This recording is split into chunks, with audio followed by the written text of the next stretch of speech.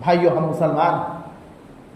मुसलमान सिर्फ अगर आईडी कार्ड पर मुसलमान ज़ात के खाने में लिखा जाए ये काफ़ी नहीं है। हमारे आमाल, हमारे अतवार, हमारे किरदार भी वैसे होने चाहिए कि देखने वाले कम से कम कहे कि मुसलमान है।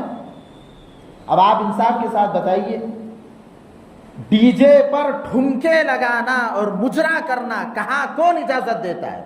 कौन सी शरीयत ने इजाज़त दी? खुद मौलाना अहमद रज़ा खान साहब रहमतुल्लाहि अलैहि ने फतावा रिजविया में लिखा है कि आप अलैहिस्सलाम की यौम वफ़ात पर या आपके यौम विलादत पर या संदल और उरूस के नाम पर गाने बजाने करना यह हराम है। मस्जिदों के सामने सिर्फ अजान के वक्त बंद करते थे, नमाज के वक्त चालू कर रहे। भाइयों, कम से कम हम सोचे तो सही कि हम क्या कर रहे हैं, क्या कर रहे हैं हम लोग। मौसीकी, गाने ये निफाक पैदा करते हैं दिल के अंदर। अगर मुसलमान बनकर जिंदगी गुजारना है और मुसलमान बनकर मौत के लिए तैयार रहना है, उसके लिए गाने बजाने छोड़ने पड़ेंगे, वरना न जाने किस गड्ढे में मरकर हमारी मौत आ जाए कि हमने अल्लाह के घर को पामाल कर दिया, हमने अल्लाह के घर की बेहुरमती की। औलिया अल्लाह ये अल्लाह के बरगुज़ीदा बंदे हैं जिनके मुतालिक फरमा दिया गया, मन आदा ली वलियन फ़क़द आज़नतुहु बिल हर्ब। जो कोई शख्स मेरे किसी वली से दुश्मनी लेगा, अल्लाह और उसके रसूल उसके खिलाफ जंग का ऐलान कर देते हैं। अल्लाह के वलियों का मकाम और मर्तबा सराखों पर, लेकिन उनके नाम पर बेहुदा मजाक करना, उनके नाम पर डीजे निकालना, भाइयों शरीयत के किसी भी हिस्से से इसका सबूत नहीं मिलता। हम अपनी जिम्मेदारी को समझें, हालात क्या है, मुसीबतें क्या है। यह आमाल बदगी है पादाश, वरना कहीं शेर भी जोते जाते हैं हल में। यानी अगर आप देखोगे हल और खेत में जो चलाया जाता है उसमें बैल जोते जाते हैं, अगर उसमें शेर जोता जा रहा है, शेर के जरिए हल चलाया जा रहा है, समझ लीजिए वो शेर अपनी वक़ात खो बैठा है। हम लोग जो दुनिया में ज़लील हो रहे हैं इसकी वजह यही है कि हमने अल्लाह और उसके रसूल के साथ बगावत कर दी।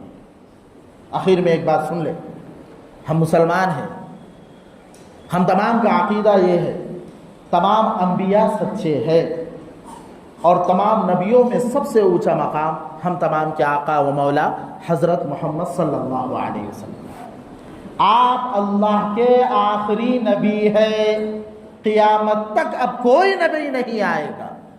हज़रत ईसा जो क़ियामत से पहले आएंगे वो उम्मती बनकर आएंगे, नबी बनकर नहीं आएंगे।